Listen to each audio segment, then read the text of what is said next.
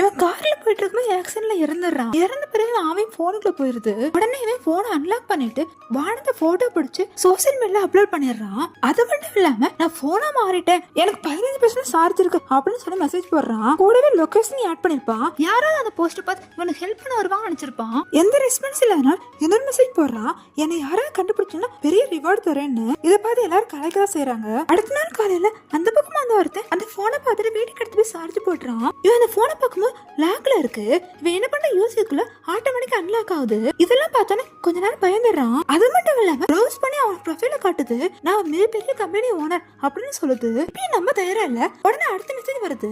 அதுல என்னன்னா, உன் பேங்க் அக்கௌண்ட் நம்பர் என்டர் பண்ண, உடனே உன் அக்கௌண்ட் 10 மில்லியன் சென்ட் பண்றேன் அப்படின்னு சொல்லுது. இவன் என்டர் பண்ண அடுத்த நிமிஷமே இவன் அக்கௌண்ட்ல 10 மில்லியன் வந்திருக்கும். இவன் அதிர்ச்சி போனை பார்த்துட்டு இருக்கான்.